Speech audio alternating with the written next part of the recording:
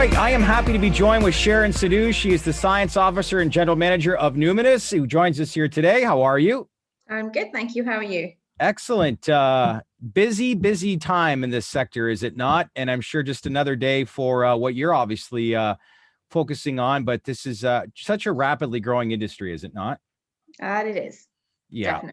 Yeah.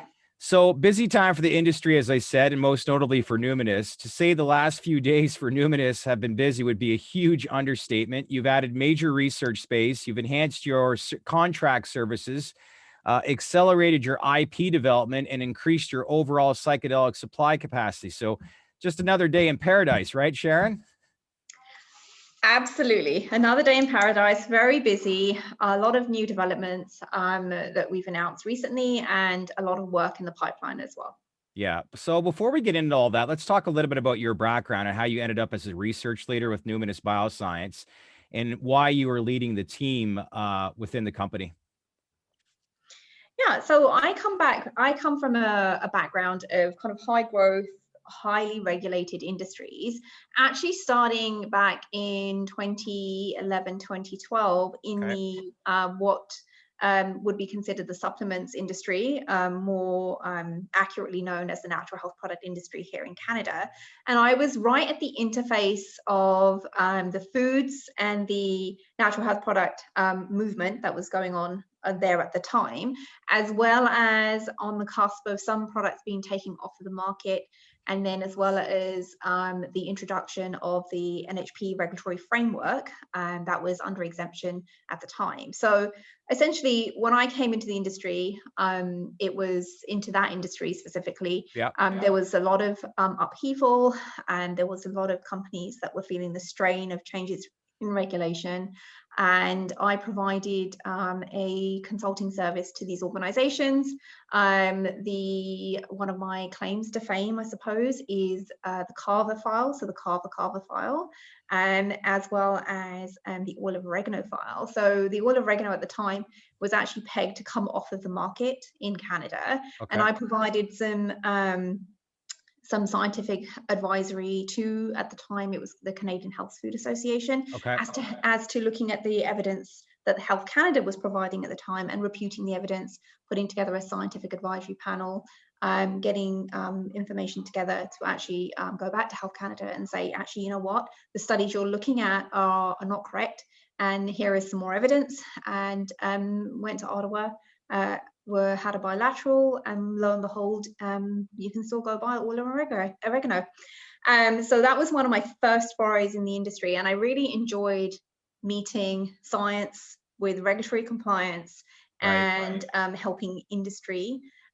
So my career essentially in that field just took over, and then I basically developed a kind of a name in that industry, and then followed through with foods, novel foods, supplemented foods, as well as pest management regulatory agency, cannabis over the last few years, and now psychedelics. Right. What excites you, I guess, the most about this industry you're in now? Absolutely groundbreaking work that's being done. Yeah. Again, in that phase of high growth, I don't want to say unstable, because the regulations are actually pretty clear. But you know, we're at a precipice of an industry growing out of regulations that essentially typically wouldn't let an industry flourish, right? It's pretty strict. So I love that change. And again, just the development of a new industry, nascent as it may be, and whatever I can do to help it flourish. Well, as this industry expands, you've obviously picked a great industry for change, and Numinus right now is viewed as a research leader in the space. But the company's actually viewed as an overall hub, including Numinus Bioscience. So, for those that aren't familiar, what makes Numinus Bioscience different from the overall entity, and what assets fall under the bioscience umbrella? So essentially, what I mean, I wouldn't say it's different to that extent. It's definitely part of the mandate is the same, the goals are the same. You know, we want to bring psychedelic assisted psychotherapy to the forefront for assisting in alleviating mental health. and we want to do it in a, have a very holistic approach to it and have a very collaborative approach to it. I suppose what makes us different from the clinics is like, we develop the medicines, we do all the research, the primary research, the benchtop research, and then we hand it over to Dr. Evan Wood, and then he, or any other entities that are looking to develop these products, and then, the clinical trials take place. So we're at the beginning of the research, and then it has to go through the whole clinical trial pipeline, and then hopefully end up with an approved therapy at the end. You have a healthy history, as you just outlined, working with regulatory framework and policymakers. We had Dr. Evan Wood on here about a week and a half ago, and absolutely were blown away by the experience, knowledge, connections, just an overall landscape of where the industry is right now. What's it like, I guess, working with him on a day-to-day basis and the stuff that you learn from him? It's fascinating. I mean, never go into a room thinking that you know everything, right? There's always going to be somebody that knows more than you, and you have to be open to learning, open to absorbing. And I just listen to him talk, and it's just fascinating, right? It's fascinating how much knowledge he has, and then how much he wants to do, right? And it's selfless almost. Yeah. The Numinus Bioscience, a lot of depth in the business model. It's a sense, in some ways, it's multi-layered. You have the discovery IP. You also have the foundational development and revenue generating services. So take my viewers through how these two sides coexist and how your assets support both sides of your business model. Yeah, so as far as our revenue generating services go, we have an existing high throughput service. So we do high throughput testing, standardized testing, and we develop standardized tests. So as per our recent license amendment, we have now got ketamine and LSD on our licenses, and we have just started developing high throughput testing for those. So the idea is that each product category requires testing at certain stages. So definitely at the raw material stage, at the finished product stage, and for some products in between as well, what we call in process or critical checkpoints. So essentially we're setting up our high throughput to be able to do that, not for just the compounds that we have today, but also continuously developing for compounds that may come into clients' pipelines down the road as well, right? So we want to be able to provide that testing service, because without it, you can't actually put products on the market at all, right? Well, and yeah, I was going to say the idea, you just can't patent everything. The philosophy of not just creating IP for the sake of creating it, it's about creating better therapeutics. So absolutely. I hear that more and more. What exactly does that mean? So the idea is that, and even our patent strategy, or any patents that we may do in the future, there's got to be a certain accessibility, right? So we don't want to create any kind of patents that would make the therapeutics at the end of the day unaccessible, right? Whether it's cost prohibitive or whether there's just too much IP around it, right? Our mandate is to bring accessible therapy, right, to the Canadian and globally, to people that need it. And if you're creating IP that, again, it's cost prohibitive, you can't do that, right? So we have to be very, very careful with how we approach this, right? And then not everything needs to be IP, right? It's like not everything needs to be IP. So we're not creating IP for the sake of creating IP. We would create IP if it was going to make the therapy more accessible. Makes sense. Right? Yeah. Yeah. How, and I always love to ask this question with various people I have on, how confident are you to how much this industry is going to change the healthcare system?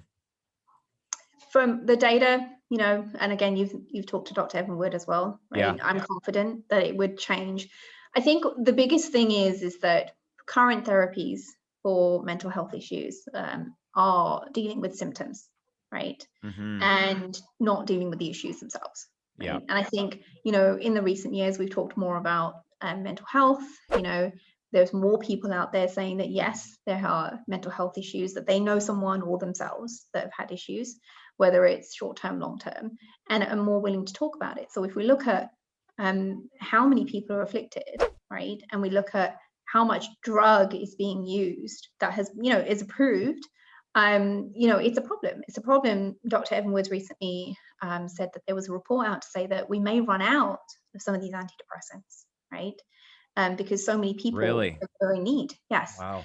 So essentially, are we finding a different solution, another solution? And it's not a new solution. It's a solution that has been used in traditional medicine a long time ago, right? And it was used safe, and it was safe, and it was effective, and it was used by traditional paradigms to treat things like the equivalent of PTSD, and back in that time was called cysto, right? Same indications, same, when they describe it, it's exactly like the PTSD, or would be equivalent to what we would call PTSD. And it was, and they used natural medicines, natural psychedelics to Right. treat it. Yeah. Right. Yeah. You speak to, and I know there's ongoing conversations with members from Health Canada. We've been gone through a pandemic over the past year. It's really put mental health on the map because of what people are going through. How big of a priority is this from some of the information that you're hearing from members from there? And is that a promising future for more answers and solutions for people that are going through stuff like this?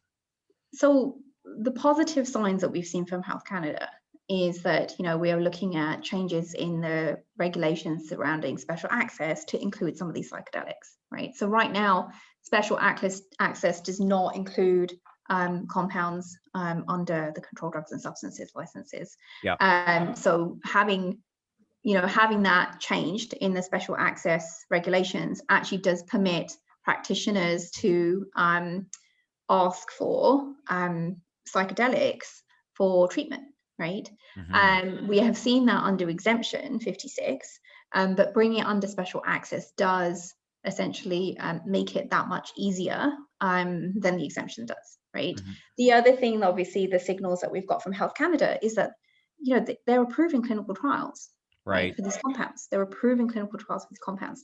There may be a long time before we see a real regulatory change, but these signals show that they are open to seeing what it can do. It's interesting. I want to shift. Last thing I wanted to ask you, investors were buzzing back in January when Numinus announced it had acquired an industry-leading instrument known as Orbitrap. I know there was a lot of mixed emotions. People really didn't understand what it was, but from the feedback from the actual company is this is a game changer. Why is that? Maybe explain a little bit more as to like what it actually does. Yeah. So essentially, the Orbitrap it's a phenomenal piece of equipment. And when I looked at what we would be using to assess in this case, the first thing we're doing with this is actually looking at the psychedelic mushrooms, the psilocybe mushrooms. It almost takes your research from 2D to 3D, right? You can look at so much more all at the same time. And the limits of detection on this thing, like the measurement accuracy, is phenomenal. It's, bar none, essentially. Okay. And so again, the best way I can describe it is literally taking something from a 2D picture to a 3D picture. And then it also allows us to look at compounds of negative effect, right? Because safety is always going to be key, right? Safety is always going to be key. And we do not want to be developing products for therapeutic use with any kind of negative inclinations in there, right? So we are concentrating compounds right now. We do not want to be concentrating compounds that could have nephrotoxic or hepatotoxic or any other kind of adverse reactions, right? So the Orbitrap, like I said, allows us to look at multiple compounds all at the same time, and then also look at the beneficial compounds, right? Okay. How much there are, how they work together, what we have in each different extract, what we have in each different mushroom type, right? So again, multiple compounds all at the same time. And it also allows us to do discovery as well. So, I mean, if you think about how much work has been done in psilocybe mushrooms, it's not a lot because of the regulatory stipulations. So we have a lot of work to do, right? And the way to expedite this is by getting the best tools. Is it something that you could contract out to other players within the space as well, or would you use it exclusively yourself? So again, we are a contract research lab as well, right? So we do contract research. Now, if we wouldn't have somebody come in and use the equipment, right? But we can take contract research on and do research for other organizations. Again, it has to be within the regulatory stipulations and it has to follow the rules and regulations. We have to submit research proposals to Health Canada. Health Canada will approve them and then we can start research. But everything we do is scrutinized by Health Canada, literally everything. Yeah, I'm sure. Well, listen, this has been very informative. I love having conversations with you, Dr. Wood, obviously Peyton leading the team too, but we're really starting to understand the narrative as to what you're building. And, a recent poll, a week and a half ago, amongst Reddit and shroom stocks, indicating that Numinus is one of the leaders in the space. So keep up the great work. Obviously, the feedback has been very positive. And most importantly, we appreciate you taking the time to sit down with us here today. Thank you so much, Shade. It was great to talk to you again. All right. Thanks, Sharon. Thank you.